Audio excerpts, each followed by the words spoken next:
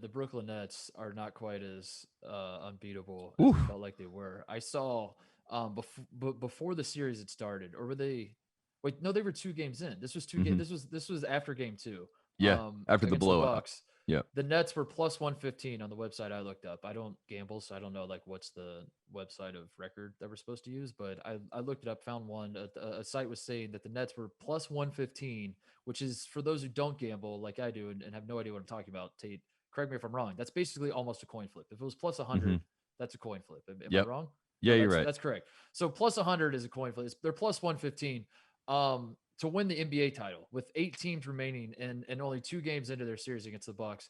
Vegas said it's a 50-50 shot that the Nets win this thing. They are Mm. now, I checked this morning on that exact same website, they are now plus 250.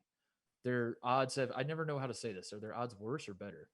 Their odds are better, but also Worse. worse. They're better. They're better for the better, but They're worse better for for the them. better, but Yeah, worse for yeah, the worse for the team. For for the the team. Yeah. oh my god, yikes! That's No wonder gambling. gambling content is not catching on. Gambling People are too 101. confused. Uh, but no, they're the odds of the Nets winning this have tanked basically, Mm. and suddenly they are not as infallible in large part because, as you said at the start, Kyrie Irving rolled his ankle. Yeah, first of all, was it a dirty play? Was Giannis stepping under Kyrie a dirty play in your mind?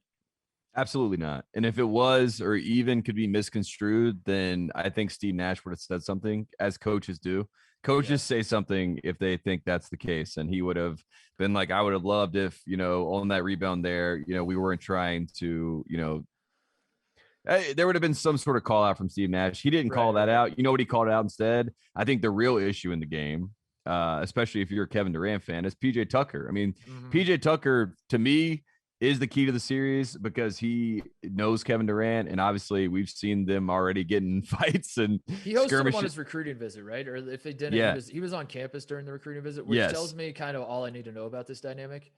That PJ Tucker was at Texas. I don't know if he was his host, but I thought about that as I was watching them get into the fight with Mm-hmm. the security where Durant's security guard came out and everything. I was like, that PJ Tucker has like an older brother type mentality Oh to this yeah. whole deal. Yeah, For sure. yeah, For sure. Which is like, you're not going to do that to me. You're not going to yeah, disrespect me, Kevin. You know what I mean? yeah, And like, I'll yeah. put you in your place if I have to. And that's pretty much like that This isn't about battle. basketball, Kevin. This is about Yeah. life, and you're Yeah. not. Yeah, Yeah. Yeah. It's about being a man, Kevin. You know what I mean? man. And I think like what PJ's doing to him is actually smart because Kevin's such a Kevin loves the game, right? He loves Yeah. like the history of the game. He loves like acting, like he's He loves tethered calling to it the it. game. He's one of those people that loves Yes, yeah, yeah, saying, yeah. yeah, It's about the game. You know what I like mean? It's Rick always, Pitino. I yeah, never yeah, cheated the game. We're like, you never said you did, Rick. We said you hired hookers for yeah, exactly. 17-year-olds. And he's like, yeah, but I didn't cheat the game. And PJ Tucker is putting the onus on Kevin because he's saying, you say you love 90s basketball. You say you love the physicality. You Yeah. say you love the Yeah. Jordan rules. Like, I'm going to show you the Jordan rules. Like, I'm going to show you what that looks like. And look, if you were really clocking this game, PJ Tucker probably had 25 fouls Yes. straight up. Like, I mean, Yes. if some objective ref came in and they're like, let's watch the tape and see how many fouls he probably had 25 fouls in this game.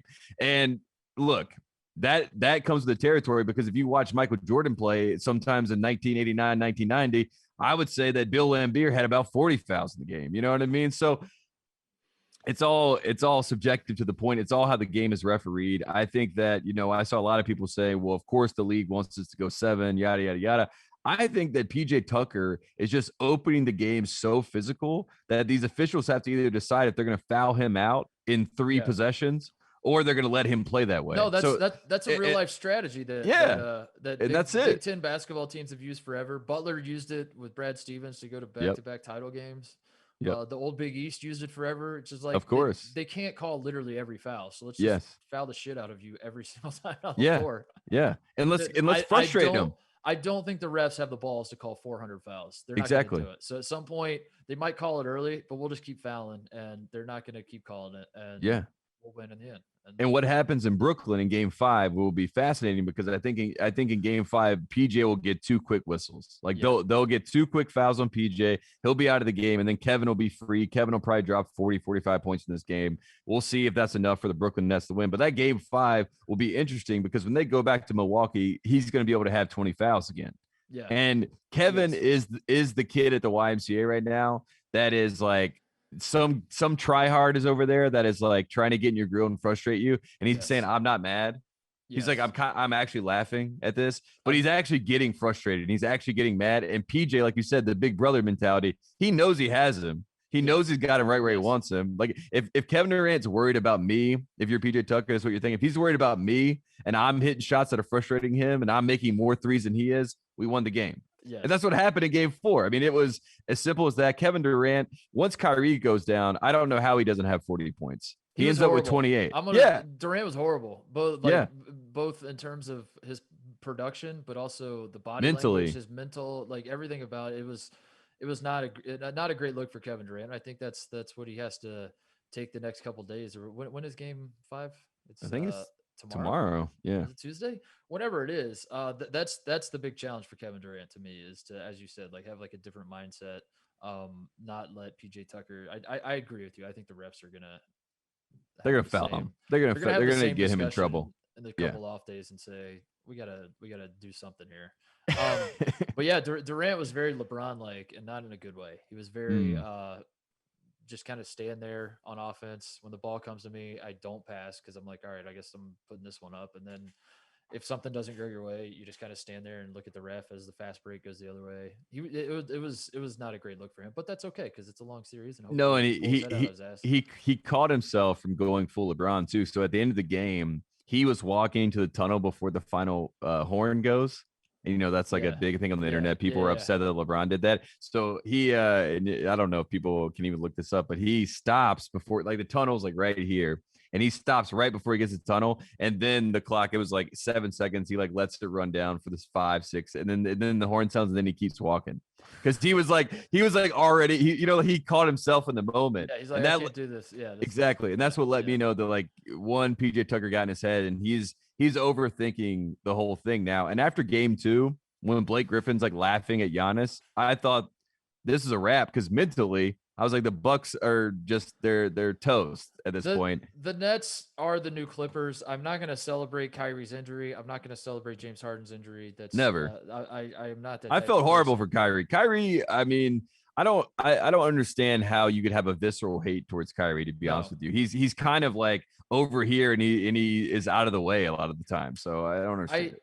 I don't love that this is how it's happening, but I am not going to pretend like I'm shedding a tear over the Yeah. quote unquote demise of the Brooklyn Nets. If that is in fact what we're witnessing, there's still a lot of basketball left to be played, Tate. So let's not get Yeah. ahead of ourselves. But they are the Clippers of this season, in that not only am I going to celebrate the demise of the Nets, um, I think it's a 1 year deal. Like if the Nets win it, the Clippers I don't love, but I kind of just don't care about the Clippers this year anymore. Like last year, Yeah. it was the funniest thing in the world when Paul George would suck in playoff games, when the Clippers would choke away the 3-1 lead. Like it was hysterical. I couldn't get enough of it. Yeah. Screw these dudes. Like this is so bad for the league that they formed their team this way. I hate them. Get them out of here. And I think the Nets have supplanted the Clippers in that regard, where it's like we just need them. It's kind of like the Heat even, and Yep. in year one with the Heatles. Is that what we call them? Is that a thing? Did that I think stick? that's what they call themselves. Did that So stick? I don't know if it did. it did not stick. I just tried it. I didn't like it coming out of my I, mouth, to I be saw honest with you. Udonis Haslam said the other day that they were the big three, and the rest of the team was the little 12. I like that, the little 12. You know when Greg signed with the Heat at the final year, 2014, they lose Yeah. the Spurs in the finals. They gave him a Heatle shirt. Like he got bequeathed like this, like welcome to the fraternity, and he had a shirt that said the Heatles on it. And I was like, what the hell, dude? Are you serious at that? He needs to sell that shirt. Yeah, I know. I think that's why I said that. But just like the Heat, like the Heat ended up winning 2 titles, but we all got what we needed, which was the Yes. Mavs beating the Heat, and that A was all we humbling. needed. And then at that point, Yes. like if they win 5, it sucks, whatever. But like we got our moment as haters, Yeah. as a super team haters. That's how I feel about the Nets. Is like I really feel like next year I'll be more apathetic towards the whole deal. And if they win, it's like it is what it is. They're talented. You can't deny it. They're kind of fun to watch. Yeah. Whatever. At least they But play right a good now, brand I of need him to basketball. lose. Right now, I need this so badly. And I think that's where we're headed, dude. If Kyrie's that ankle does not look good. That No. I'll tell you folks, as a former athlete myself, not a good injury. A sprained ankle. I don't know if not fun. At least the results of the X-ray were negative, but like I mean, it doesn't matter when you're in that situation. It's just going to be time, and it's going to be a lot of rest, and you don't have a lot of rest, a lot of time when you play Game 5 on Tuesday. Hey there! Thanks for watching Titus and Tate. For the full friend of the program experience, subscribe right below and come join us for all things college basketball. The action is heating up. Come join Titus and Tate.